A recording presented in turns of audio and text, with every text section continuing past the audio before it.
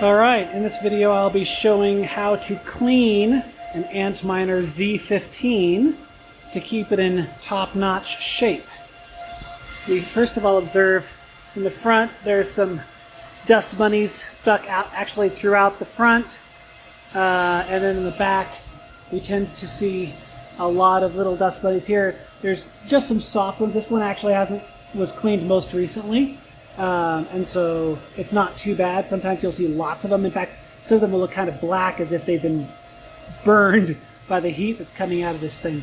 So we're going to open it up and give it a fresh cleaning. Now, when we open it up, the first thing we're going to do is take the power supply down. You just set it like that. I just turned this off, so it's actually pretty hot to the touch, so you're going to want to be careful not to burn yourself.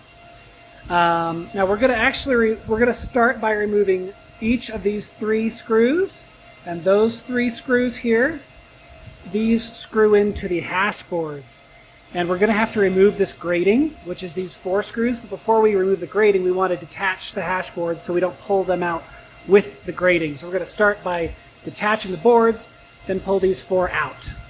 On the front side, we're going to remove these fans by unscrewing each of these 4 corner screws for both fans, and then we're going to remove the 4 corner screws for the grating that's behind it. Oh, and before we remove this grating, we're going to pop the top off. Now there's usually a screw here. This one's missing one. You can just push the button, pop the top off like that, gently take it off, careful not to hit the circuitry that's underneath it. And we're going to we've got some compressed computer duster. We're just going to blow this puppy off here on top. Got a bit of dust coming off of that. And now we're ready to start removing these screws and take the grating off. So I've got the inner screws, the ones the hash boards have come off, you can see here. Now the really nice thing about all of this is as I remove go for these corner screws, all the screws are exactly the same, with the one exception of the screw that goes here. So you don't have to worry about making sure that you know which screw comes from where. Okay, with all the screws off, I'm just going to pull the grating back. It just comes right off. No tricks there. And now you can see the hash boards. You can see some of the dust bunnies in there. And it's caught on there. So now what I'm going to do is take this grating and use my duster to blow in the opposite direction that the air would normally go to get those dust bunnies off. So that's looking very nice now. Let's just set this down. You want to make sure that this doesn't fall over and pull everything down with it, or else that's a very expensive accident. So now I'm going to go ahead and start removing those screws that we talked about before. So one thing worth noting, the wires that power these fans are not long enough to set the fans down on the ground. So I always start with the bottom one, make sure that that's unscrewed, and then I do the top one, and then I actually open them both together like a door so that the top one can sit on the bottom one, and that way it's not pulling the string or the power cord very tightly. And now you can see I can get to the grating. I'm going to now start unscrewing these, and I'll show you what's behind that in a minute. Okay, so it's unscrewed now. I can pull the grating out. Now this one is a little trickier than the last one. As you can see, there's a level or a shelf there with cutouts for the hash boards. So when you put it back in, you've got to be really careful to make sure that it's oriented properly. You don't want to be putting it in backwards because that won't fit the boards and it'll probably stress them out, maybe break them. Now this is a little bit dirty, so I could dust that off. I'm going to use the air blower on the fans. And now here's what I'm going to do here and why I opened up both gratings. The air gets pushed by the fans that way, from the front toward the back. And that leads to, I'm going to flashlight here, very thick dust blankets over the heat sinks. That one's the worst in the lower left corner. There's some starting to form in the other ones. If you don't clean very often, this can be totally thick with dust blankets. And that dust blanket just serves to defeat the purpose of the heat sink, and it'll make your chips run hot, your fans run fast, and ultimately it'll overheat and shut itself off. So since the dust is pushed against the heat sinks in this direction, what I'm actually going to do is take my blow bottle and blow in the opposite direction to make all of the dust shoot back out the way it came. And that makes quite the dust storm, as you may see. Let's see. Oh, good. See all that dust coming out?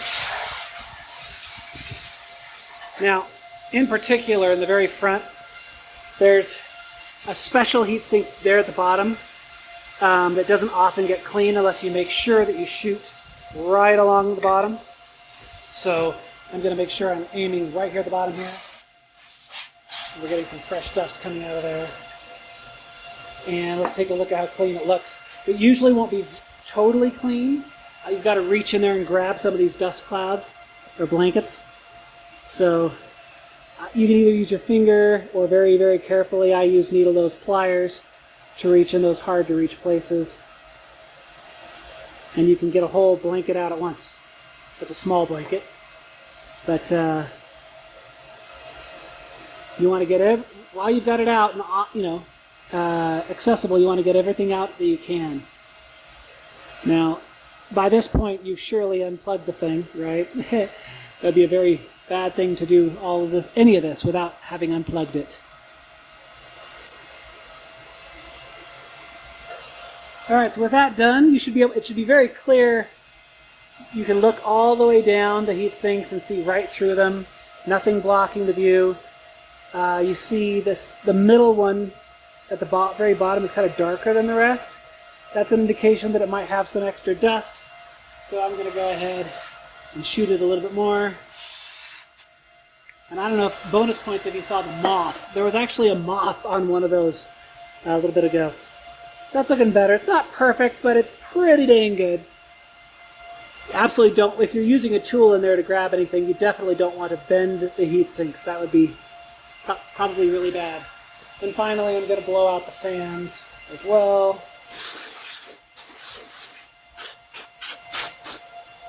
And blow out the power supply, of course, but I'll do that at the end so that the both ends can be open so I can blow through it. So at this point, I'm ready to start putting things back together. So let me grab the grating with a level on it. I'm going to make sure the grooves are aligned with the hash boards. Stick that back on there.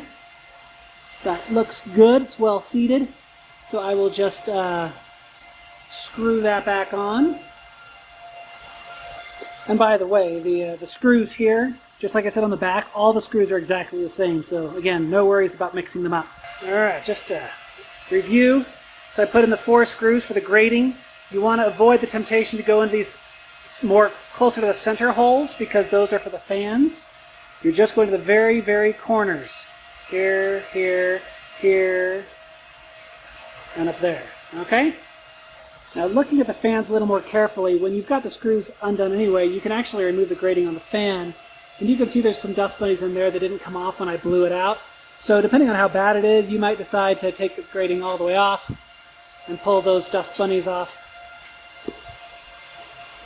just to give it more of an edge, help it last longer so you don't have to clean it so often. So these are both back in now. Now there's a very, very important step here. It's easy to miss, but really important not to, okay? These grating, it's not important to get these super, super tight, and you probably shouldn't, because this grating can be pulled so close to the fan that the fan won't spin. That would be deadly. So I'm going to double check every time I do this. I'm going to make sure that the fans can freely spin. One convenient way to do that is, again, with my compressed air mixture bottle there. We're just going to blow in the direction of the fan. All right, so that fan spins. And so does that one. I have had a case when I first bought one of the Antminers that the grating was actually bent and it kept the fan from spinning. It was easy to fix. You just remove the metal cover, bend it back into its original intended shape, and then it works again. So it shouldn't be rattling. It should be snug, but it shouldn't be so tight that it deforms your grating. Now to put the grating back on the back here, we have to do that before we put the top on. So again, there's those grooves. You can see the grooves right here and here. That's going to align with the boards. That should go very easily on. And then we're just, again, we're going to start with getting the grating in place, and then we're going to attach the boards to it so that we're not pulling the boards in the wrong direction by doing them first. So I've got my 4 corner screws in there, and I've got 6 more screws to put in, which is exactly how many I have. And when I put them in, I'm going to watch to make sure the hash boards, the holes, you can see through that, there's actually the hash board hole as well. And they all align. This one mostly aligns. I should be able to get the screw in there, no problem. Just remember the point is to bolt the hash board to the grating. Okay, so all the screws are back in place. I'm going to grab this cover here. Very carefully to not hit the circuit board there. Set it down. Align the cords so they nicely fit. Set it down, let it snap. Just snapped closed. And so now we're ready to set this back on top. And now with that end exposed and the front end exposed, we're going to blow that out as well.